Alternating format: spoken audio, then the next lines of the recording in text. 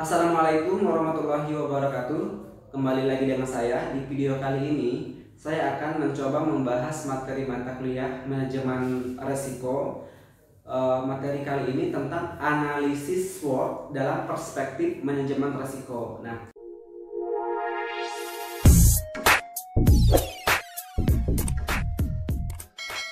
pengertian dari analisis SWOT menurut Wikipedia, analisis SWOT merupakan singkatan dari bahasa Inggris dari kekuatan ataupun strength, kelemahan ataupun weakness, kesempatan ataupun opportunity, dan ancaman ataupun threats. Nah, analisis SWOT adalah metode perencanaan yang strategis yang digunakan untuk mengevaluasi kelemahan, kekuatan, peluang, dan ancaman dalam suatu proyek atau suatu spekulasi bisnis. Selanjutnya yaitu tujuan penerapan analisis SWOT di perusahaan. Nah, yang pertama yaitu penerapan analisis SWOT pada suatu perusahaan bertujuan untuk memberikan suatu pandangan agar suatu perusahaan menjadi lebih fokus. Nah, sehingga dengan penempatan analisa SWOT itu tadi nantinya dapat dijadikan oleh suatu organisasi ataupun perusahaan sebagai perbandingan dari berbagai sudut pandang, tentunya baik dari segi kekuatan dan kelemahan serta dari segi peluang dan ancaman yang mungkin bisa terjadi di masa-masa yang akan datang. Yang kedua yaitu tujuan lain diperlukannya analisis SWOT ini adalah di mana setiap produk yang beredar di pasaran pasti akan mengalami yang namanya pasang surut dalam penjualan.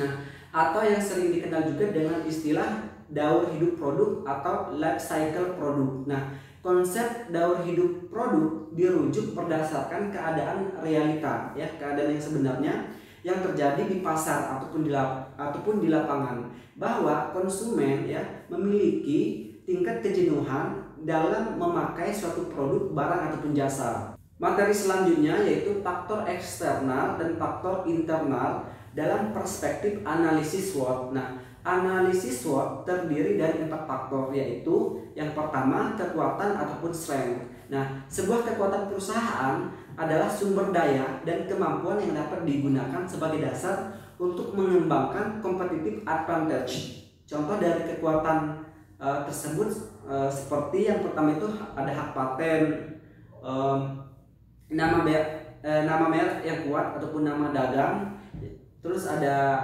reputasi yang baik di mata para pelanggan, terus ada keuntungan biaya operasional, terus ada akses eksklusif dalam sumber daya alam kelas tinggi, dan yang terakhir ada akses yang menguntungkan di jaringan distribusi. Nah, yang kedua yaitu kelemahan ataupun weakness. Nah, kelemahan adalah sesuatu yang menyebabkan suatu perusahaan ataupun organisasi kalah bersaing dengan perusahaan yang lain, atau perusahaan yang sejenis.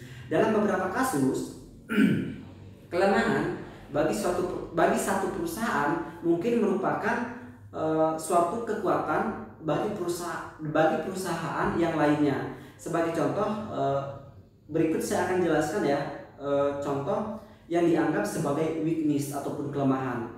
Yang pertama yaitu kurangnya perlindungan terhadap hak paten, Yang kedua, nama merek yang masih lemah ataupun nama dagang yang masih kurang dikenal oleh orang lain. Terus reputasi yang jelek di mata para pelanggan. Terus ada struktur biaya yang tinggi.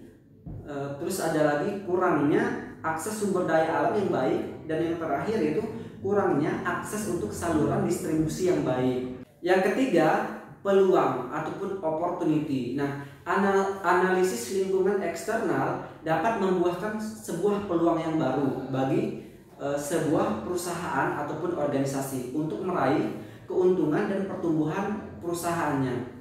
Nah, beberapa contoh kesempatan tersebut adalah yang pertama, kebutuhan pelanggan yang tidak dipenuhi di pasar.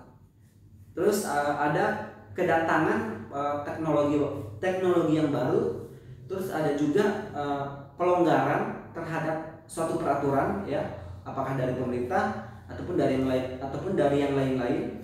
Terus yang terakhir, penghapusan hambatan perdagangan internasional. Dan yang keempat yaitu ancaman ataupun threat. Nah, perubahan dalam lingkungan eksternal juga dapat menghadirkan ancaman bagi perusahaan ataupun organisasi. Berikut ini ada beberapa contoh ancaman tersebut. Yang pertama, perubahan selera konsumen dari produk-produk perusahaan tersebut. Yang kedua, munculnya produk-produk pengganti. Ya, seterusnya ada peraturan yang baru, dan yang terakhir peningkatan hambatan perdagangan. Materi selanjutnya yaitu peranan analisis SWOT sebagai bagian analisis manajemen risiko. Nah, peranan analisis SWOT sebagai alat di dalam menganalisis suatu kondisi perusahaan ataupun organisasi selama ini dianggap sebagai suatu model yang dapat diterima secara umum dan lebih familiar. Nah, analisis SWOT dilakukan dengan mengidentifikasi kekuatan dan faktor-faktor positif yang berasal dari internal organisasi. Nah, kelemahan dan faktor-faktor negatif dari internal, peluang ataupun kesempatan dari faktor eksternal, dan ancaman ataupun risiko. Nah, sehingga dengan mempergunakan analisis SWOT ini sebagai dasar analisis perusahaan dalam mengambil suatu keputusan ataupun suatu kebijakan, maka diharapkan analisis SWOT juga memungkinkan untuk dipergunakan sebagai satu model yang representatif dalam menganalisis manajemen risiko di dalam suatu perusahaan ataupun organisasi. Kesimpulan dari materi kali ini, analisis SWOT adalah identifikasi berbagai faktor secara sistematis guna untuk merumuskan strategi perusahaan maupun organisasi, di mana analisis SWOT ini didasarkan pada logika yang dapat memaksimalkan kekuatan dan peluang, namun secara bersamaan dapat meminimalkan kelemahan dan ancaman. Nah, proses pengambilan keputusan yang strategis selalu berkaitan dengan pengembangan misi, tujuan, strategi, dan kebijakan perusahaan. Dengan demikian, perencana strategi harus menganalisis faktor-faktor strategis perusahaan dalam kondisi saat ini. Nah, dan selain itu, kegunaan analisis SWOT ini tidak terbatas pada organisasi yang mencari laba ataupun keuntungan. Analisis SWOT juga dapat digunakan dalam setiap situasi pengambilan keputusan ketika keadaan akhir yang diinginkan telah ditetapkan ataupun telah ditentukan. Contohnya adalah organisasi nirlaba, ada juga pemerintah dan individu. Analisis SWOT juga dapat digunakan dalam perencanaan prakrisis dan pencegahan krisis manajemen risiko.